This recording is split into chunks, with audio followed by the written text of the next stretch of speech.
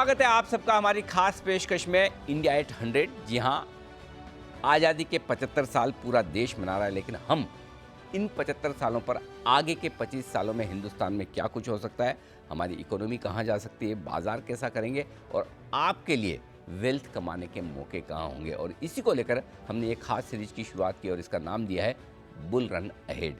क्या पिछले 75 साल जितने बेहतरीन रहे हिंदुस्तान के लिए, अगले 25 साल क्या उससे ज़्यादा बेहतर हो सकते हैं?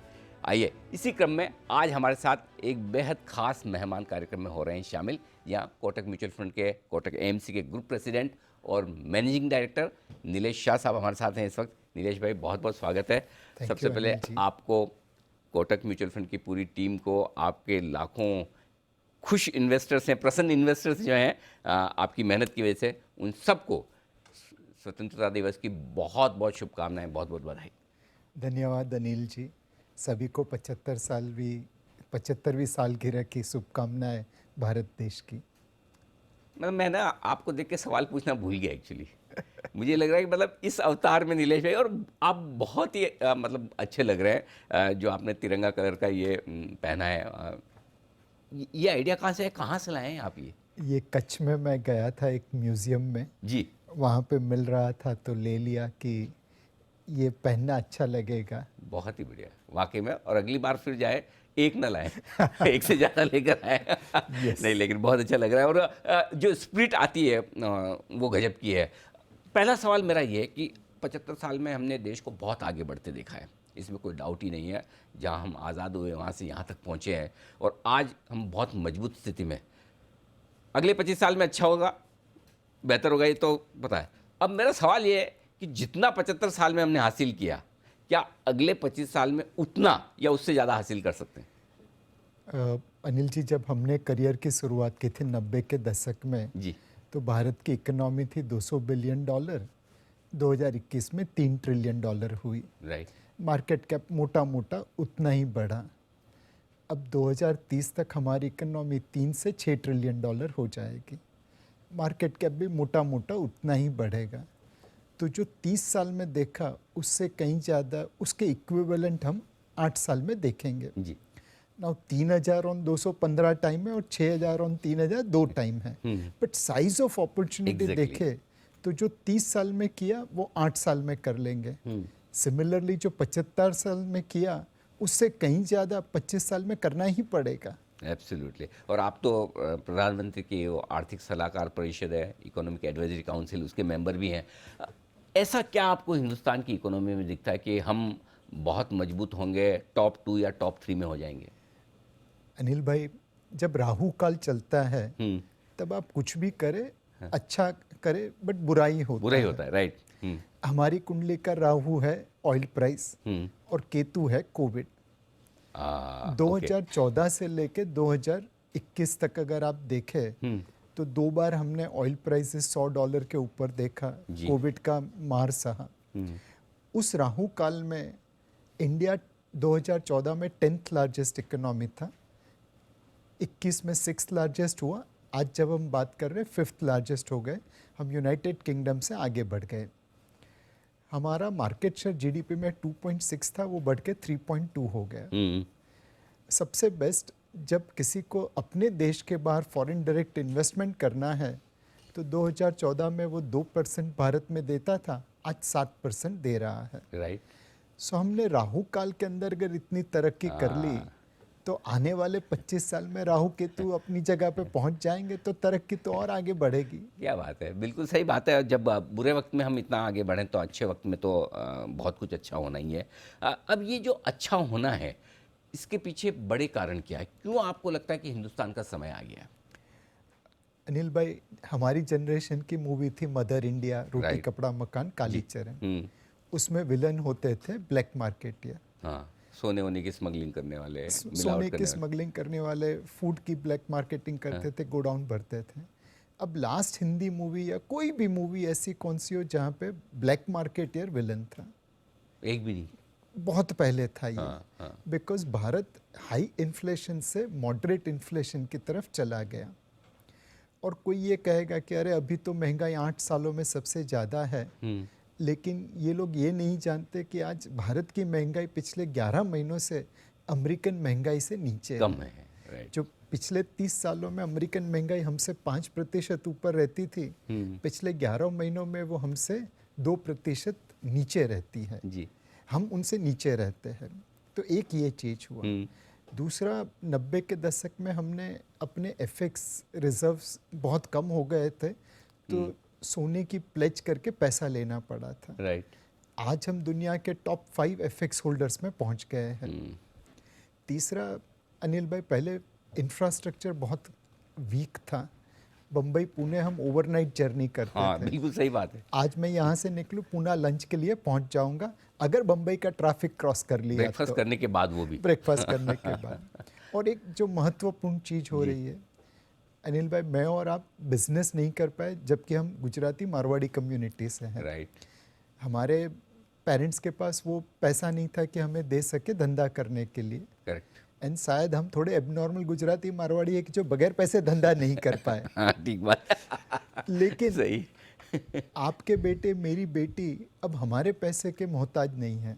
उनके पास आइडिया है तो वो प्राइवेट इक्विटी, वेंचर कैपिटल से पैसा ले पैसा लेंगे। पूरा अवेलेबल है। पहले टाटा, बिरला, अंबानी, अडानी भारत की ग्रोथ में सपोर्ट करते थे, अब ये PVC फंडेड एंटरप्रेन्योर्स भी सपोर्ट कर रहे हैं। करेक्ट। तो मेरे हिसाब से तो हमने पिछले 90 के दशक से लेके आज तक पिछले 3 दशक में एक फाउंडेशन बनाया है जिसके ऊपर भारत में एक चेंज होगा।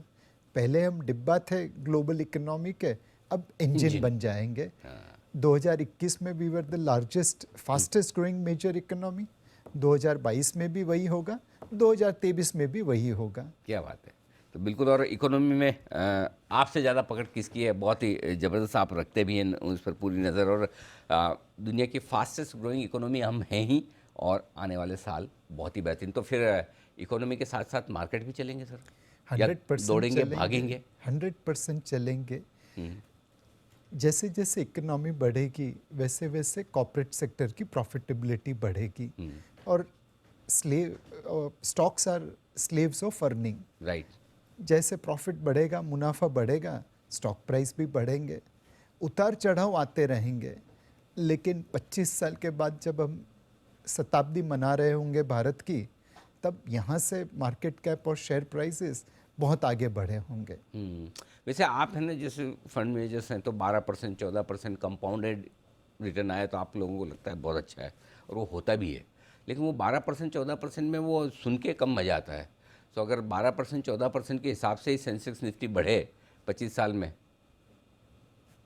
तो मतलब वो लेवल अगर पता चल जाए लोगों को, तो लगेगा हाँ अच्छा इतना ज़्यादा हो जाएगा।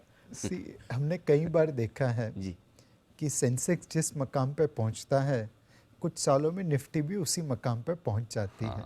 ये बात सही है। तो आज सेंसेक्स कहाँ पे आपको पता है, निफ्टी आज नहीं तो कल सेंसेक्स के मकाम पे पहुंच जाएगी। अच्छा, एक चीज़ है, आमतौर पर जनरली 6-7 साल में हमारा सेंसेक्स निफ्टी डबल होता आया है, अभी तक का रिकॉर्ड ये है। लेकिन अब जिस सिचुएशन में हमें, जिस लेवल की ग्रोथ हम कर रहे हैं, आपको लगता है कि ये, और जो डोमेस्टिक लिक्विडिटी, जो इतना पैसा हिंदुस्तान में आ रहा है हमारे अपने निवेशकों का, अब शायद उतना वक्त ना लगाए डबल होने में, हम 5-5 साल में भी हो जाएं तो कोई बड़ी बात नहीं? नहीं अनिल भाई, पहले हम डबल होते थे बिकॉज महंगाई का दर बहुत ज़्यादा रहता था। अच्छा। हाई सिंगल डिजिट, लो डबल डिजिट। अब महंगाई मिड सिंगल डिजिट हो गई है। तो मेरे हिसाब से अगर 6-7 साल में भी डबल हो जाए निफ्टी, तो उसका रियल रिटर्न पहले के सामने काफ़ी ज़्यादा होगा। पहले महंगाई ज़्यादा थी इसलिए नॉमिनल रिटर्न ज़्यादा दिखता था, अब महंगाई कम है तो नॉमिनल रिटर्न भी थोड़ा कम होगा। ठीक बात है। तो अल्टीमेटली आपकी जेब बड़ी हो रही है, क्योंकि आपके महंगाई कम है तो खर्चे भी नेचुरली कम हो गए। ये बहुत अच्छा पर्सपेक्टिव आपने दिया।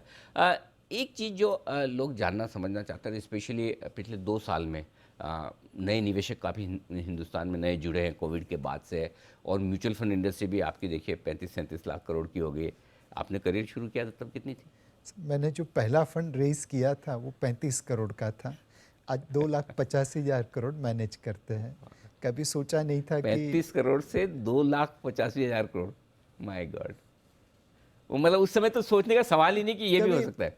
मतलब ख्वाब भी ऐसे नहीं आए थे कि कभी हाँ। हम इतना पैसा मैनेज करेंगे। राइट। हाँ, भगवान से हमेशा प्रार्थना करता था जब से मार्केट में आया जी। कि भगवान एक दिन ऐसा दिखाना कि गोरे बेच रहे हो, हम ले रहे हो वाह, और मार्केट गिरे नहीं। क्या बात है। भगवान ने प्रार्थना सुन क्या ली, बहुत अच्छा लगा। बिल्कुल, मैं तो एक्चुअली चाहता भी हूँ, और कुछ समय पहले अभी 14 जून को मार्केट बड़ा खराब मूड आपका में शो था। मैंने देखा था। देखा था।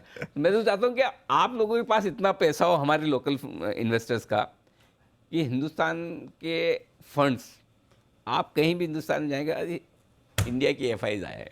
नहीं, इस बार अनिल जी जो रिटेल इन्वेस्टर्स ने हमें सहयोग दिया है, सपोर्ट दिया है, वो काबिल तारीफ़ है। मार्च 2020 में गोरों ने तकरीबन 48,000 करोड़ का माल बेचा था जी। और निफ्टी 12,500 से 7,500 हो गई थी। अक्टूबर 21 से लेके जून 22 तक उन्होंने 2,50,000 करोड़ का माल बेचा और मार्केट मुश्किल से 10-12% गिरा था। एंड ये रिटेल निवेशकों का सहयोग है जिन्होंने गिरती हुई मार्केट में हमें पैसा दिया और हम गोरों के सामने खड़े रह पाए। कोई कहता है कि हमने गोरों को इजी एग्जिट दे दी। जी बिल्कुल ऐसी बात नहीं है। हमने तो इंडिया ग्रोथ स्टोरी में पार्टिसिपेशन किया है और यही लोग आज नहीं तो कल वापस आ जाएंगे। आ ही रहे हैं, आ ही रहे हैं। आ ही रहे, कहाँ जाएंगे। लेकिन ये चीज़, ये बड़ा बदलाव नीलेश भाई, शायद आपने भी पहली बार अपने करियर में देखा होगा कि एफआईज के बेचने पर अब लोगों को डर नहीं लगता। हाँ, नहीं तो पहले ये था कि मतलब डर जाते थे, और डालना भी ये पैसा तो ये बेचना रुकेंगे तब डालेंगे। अभी तो ये कि आओ हम देखते हैं। मतलब निवेशकों को छोड़िए, हम खुद ही डर जाते थे कि सामने एफपीआई खड़ा है माल बेचने के लिए। जी। बट जो लोगों ने सहयोग दिया, जो लोगों ने एसआईपी करी, जो लोगों ने हमारे फंडों को एक्सेप्ट कर लिया, उससे बहुत बड़ा फ़र्क पड़ रहा है। इनफैक्ट हमने एक इनोवेशन किया है balance advantage fund, mutual fund industry में। राइट। उसमें जब मार्केट महंगी होती है इक्विटी कम करते हैं, मार्केट सस्ती होती है इक्विटी बढ़ाते हैं। आज उसमें तकरीबन 2 लाख करोड़ के आसपास AUM है और गिरती हुई मार्केट में हम 60,000 करोड़ रुपए एडिशनल लगा सकते हैं। क्या बात है। तो ये टाइप के जो फंड्स आए, ये टाइप का Flexibility जो देते सपोर्ट आया रिटेल इन्वेस्टर से, 12,000 करोड़ रुपए हर महीने SIP में आते हैं, उस वजह से हम मार्केट की वॉलेटिलिटी का सामना कर सकते हैं। एक और चीज़ नीलेश भाई, आपने तो रिंग के ज़माने से मार्केट को ट्रैक किया है, और टिपिकल गुजराती लैंग्वेज से जो बिजनेस शुरू होते थे, जहाँ से हम एकदम हाई फाई इंग्लिश वाले में और हाई टेक्नोलॉजी वाले इसमें आ गए हैं। तो ये बताएं कि क्या अब ऐसी चीज़ें बदल रही है मार्केट में, ट्रेड करने के तरीक़ों के लिहाज से, इन्वेस्टमेंट करने के तरीक़ों के लिहाज से, क्या कुछ बदल रहा है, क्या कुछ बदलेगा? बहुत सारी चीज़ें बदल गई। जब हमने करियर की शुरुआत की थी तो वांधो, गारो, payment crisis, company circle buying, ये सब मार्केट की लेक्सिकॉन के पार्ट थे। आज की तारीख में किसी को पूछे गारो क्या है, उसको पता ही नहीं चलेगा, बिकॉज सेबी ने वो पूरा गारो ख़त्म कर दिया। पेमेंट क्राइसिस सेबी ने वो भी ख़त्म कर दिया। कंपनी सर्कल बाइंग मतलब अब वो डर्टी वर्ड हो गया है। करेक्ट। अब वो पॉजिटिव वर्ड नहीं है। तो सेबी ने रूल्स रेगुलेशंस बहुत अच्छे बनाए हैं और निवेश में भी हमें बदलना पड़ेगा। पहले मैं बैलेंस शीट पढ़ता था और उससे मुझे मार्केट के दूसरे लोगों से कॉम्पिटिटिव एडवांटेज मिलता है था। आज की तारीख में मशीन वो पूरी बैलेंस शीट 2 मिनट में पढ़ लेता है। मैं तो पढ़ते पढ़ते शायद बीच में 10 चीज़ें मिस कर जाऊंगा, मशीन एक भी चीज़ मिस नहीं करेगी। तो ये जो आर्टिफिशियल इंटेलिजेंस है, मशीन लर्निंग है, क्वांटिटेटिव टेक्निक्स है, ये सारी चीज़ें हमारी मार्केट में ऐड हो जाएगी। विदेश में हमने देखा है कि सैटेलाइट के जरिए वो ट्रैक करते हैं कौन सी कंपनी के प्लेन किस एयरपोर्ट पे जाते हैं, तो मर्जर्स एंड एक्विजिशन डील्स पे पता चले। कितनी ट्रक्स शॉपिंग कॉम्प्लेक्स में जाती है तो पता चले सेल्स क्या होगा। जो आज वहाँ पे हो रहा है वो कल यहाँ पे होगा। राइट। तो हमें क्वांटिटेटिव्स में एनालिटिक्स में इन्वेस्ट करना पड़ेगा, मशीन लर्निंग AI पे इन्वेस्ट करना पड़ेगा, आधुनिक तकनीक का सहारा लेना पड़ेगा ताकि हम मार्केट से एक कदम आगे रह सकें। बिल्कुल, टेक्नोलॉजी के मामले में थोड़ा और मजबूत होना पड़ेगा। इंटरेस्टिंग बात आपने कही कि शायद ये पहली या दूसरी बार ऐसा हुआ है कि इस बार की तेज़ी में किसी को ये डाउट नहीं कि कोई ऑपरेटर है, कोई ये है, वो चला रहा है, ऐसा चला रहा है, वो चला रहा है। सबको अपने आप पे कॉन्फिडेंस है कि हम मार्केट चला रहे हैं। Yes. अच्छा, एक इंटरेस्टिंग चीज़ जो आपने टेक्नोलॉजी के बारे में बात की कि दुनिया भर में ये सब कुछ हो रहा है, इंडिया में भी नेचुरली अब बड़ी ग्रोथ स्टोरी है, बड़ा बुल रन है। तो क्या टेक्नोलॉजी और इसके साथ साथ क्या ऐसी थीम्स हो सकती हैं जो इन्वेस्टर्स को ध्यान में रखनी चाहिए? सबसे पहली theme banking and financial services होगी। बैंक्स जनरली इकोनॉमी से 1.5-2 गुना फास्ट ग्रो होते हैं, बिकॉज क्रेडिट के बगैर ग्रोथ मुश्किल है। आज की तारीख में 4 या 5 बैंक है जिसके पास बिजनेस कंसोलिडेट हो रहा है, एनपीएस प्रोवाइडेड है और इंटरेस्ट रेट बढ़ने की वजह से मार्जिन बढ़ रहा है। वैल्यूएशन पिछले 3 सालों में कुछ खास परफॉर्मेंस नहीं है तो काफ़ी रीजनेबल हो चुका है। तो बैंकिंग एंड फाइनेंशियल सर्विसेज एक ऐसा सेक्टर है जो ओवर नेक्स्ट 5, 10, 15, 20, 25 ईयर्स अच्छा रिटर्न दे सकता है। दूसरा सेक्टर जो हमें लगता है कि अच्छा करेगा वो मैन्युफैक्चरिंग है। चाइना +1 की वजह से दुनिया की बहुत सारी कंपनीज भारत में निवेश करने की सोच रही है, वो यहाँ से माल खरीदने के लिए कोशिश कर रही है। यूरोप में एनर्जी क्राइसिस है, उस वजह से भी एक अपॉर्चुनिटी मिल रही है इंडियन कंपनीज को। और जैसे हमने टेक्नोलॉजी में, जेनेरिक फार्मा में अपना सिक्का पूरे विश्व में बिठा दिया, वैसा ही अब बहुत सारे सेक्टर्स में हो सकता है।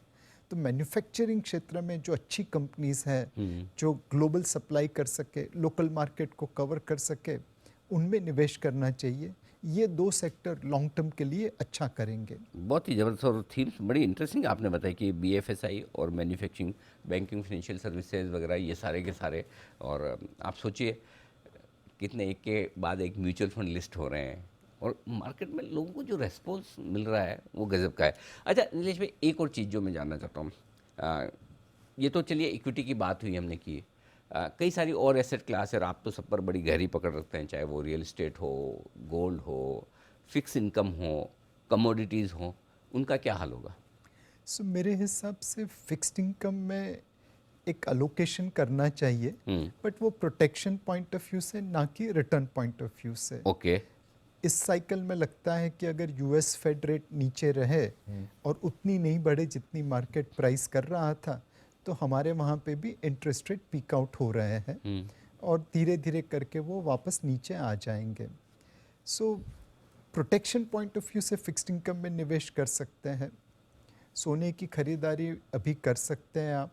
हालांकि ये जरूर देख लीजिए कि आपने कितना सोने में ऑलरेडी निवेश कर दिया है। अगर पहले से है तो ज़्यादा नहीं, पहले से निवेश किया है तो ज़्यादा निवेश करने की ज़रूरत नहीं है।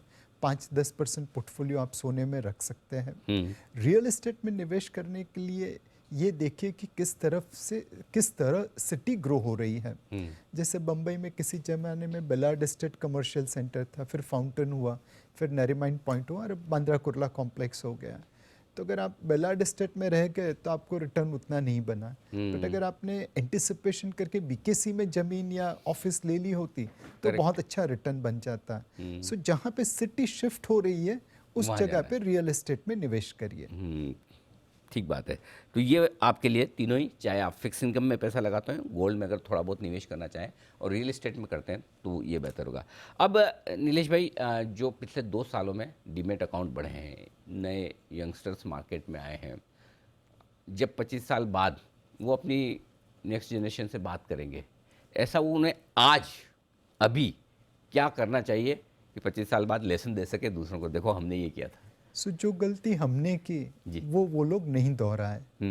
90 के दशक में हमें लग रहा था लिबरलाइजेशन के साथ भारत की ग्रोथ रफ्तार तेज होगी, स्टॉक मार्केट रिटर्न देगा, और हम लोग अपना माल बेचते गए। हमारी पूरी जनरेशन ने 20-22% इक्विटी फॉरेनर को दे दी। करेक्ट। भारत की ग्रोथ स्टोरी में हम लोग पार्टिसिपेट उतना नहीं कर पाए जितना करना चाहिए। आज बड़ी बड़ी दिग्गज कंपनियां रिजल्ट देती है तो उसका celebration Tokyo, Singapore, London, New York में ज़्यादा होता है। बम्बई, राजकोट, जयपुर, रायपुर में उतना नहीं होता। राइट। अब हम उस चीज़ को रिवर्स कर रहे हैं। तो जो गलती हमने की कि भारत की ग्रोथ स्टोरी में हम लोग उतना पार्टिसिपेट नहीं कर पाए जितना करना चाहिए था, वो गलती आप लोग मत करना।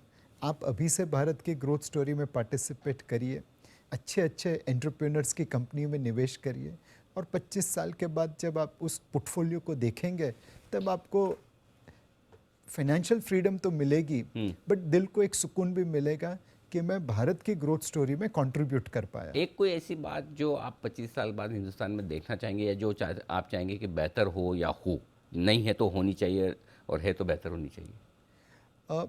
आज की तारीख में हमारे पास क्या मिसिंग है? हमारे पास दो चीज़ मिसिंग है, एक रूल ऑफ लॉ और दूसरा respect for entrepreneurship. Rule of law में कैसे कहता हूँ कि हमारा जुडिशियल इंफ्रास्ट्रक्चर काफ़ी ओवरबर्डन्ड है। आज कोई ग्लोबल कंपनी हो तो आर्बिट्रेशन के लिए सिंगापुर जाती है, मुंबई में नहीं रहती। हमारे कमर्शियल डिस्प्यूट्स सेटल होने में बहुत समय लगता है। तो 25 साल के बाद वाले भारत में रूल ऑफ लॉ होना चाहिए, चाहे राम राज्य कहे चाहे जहांगीरी न्याय कहिए, बट एक रूल ऑफ लॉ होना चाहिए ताकि कमर्शियल डिस्प्यूट्स जल्दी से सेटल हो सके। दूसरी, रिस्पेक्ट फॉर एंटरप्रेन्योरशिप। आज हमारा एंटरप्रेन्योर मॉडर्न अभिमन्यु है, वो कौरव से तो लड़ता ही है, चाहे चाइना से इंपोर्ट आए, चाहे मार्केट में ऊपर नीच हो, वो पांडवों से भी लड़ता है। टैक्स का कंप्लायंस बर्डन हो, रूल्स एंड रेगुलेशंस हो, पोल्यूशंस के नॉर्म्स हो, इंफ्रास्ट्रक्चर की लिमिटेशन हो। मैं चाहता हूँ कि हमारा अभिमन्यु 25 साल के बाद सिर्फ कौरवों से लड़े, पांडव उसको सपोर्ट करे। तो ये दो चीज 25 साल के बाद अंदर से, देश के अंदर से सपोर्ट आना चाहिए, देश के बाहर से तो हम लड़ लेंगे। यस। अच्छा, 25 साल बाद पर्सनल क्वेश्चन, नीलेश भाई अपने आप को कहाँ देखते हैं? मतलब अगर तबीयत ने साथ दिया तो इसी तरह लोगों की सेवा मैं इंटरव्यू करें। करूंगा आपका। आप कोई डाउट मत रखिए, मुझे अपने पे भी नहीं है, आप पे भी नहीं है। तो बस इसी तरह लोगों की सेवा करें, लोगों को पैसा बढ़ाए, लोगों को आर्थिक आज़ादी प्राप्त दिलवाए, वही फोकस रहेगा। बिल्कुल। और मैं इस बार इसलिए नीलेश भाई ये कह भी रहा हूँ कि नो डाउट जो हमारे सैनिक करते हैं देश के लिए, वो तो उसकी तो कभी कोई तुलना हो ही नहीं सकती। वो तो मतलब अल्टीमेट सेक्रीफाइस है जो आप किसी के लिए भी कर सकते हैं। लेकिन आप और पूरी इंडस्ट्री जो हमारे इन्वेस्टर्स को मजबूत बनाने के लिए, आर्थिक आज़ादी के लिए जो काम कर रहे हैं इतने सालों से, और आने वाले सालों में आप करने वाले हैं, उसकी भी तारीफ़ जितनी की जाए कम है। बहुत बहुत धन्यवाद एक बार फिर से नीलेश भाई, आपको बहुत बहुत शुभकामनाएं, और जो बेहतरीन काम आप कर रहे हैं लाखों करोड़ों इन्वेस्टर्स के लिए, इसी तरह से आने वाले 25 साल में भी करें, ये हमारी शुभकामनाएं। धन्यवाद, थैंक यू सो मच। तो ये थे नीलेश शाह साहब, कोटक म्यूचुअल फंड के ग्रुप प्रेसिडेंट और एमडी, बताते हुए 25 साल बाद के बाजार के, इकोनॉमी और देश के आउटलुक पर। मुझे दीजिए इजाज़त, नमस्कार।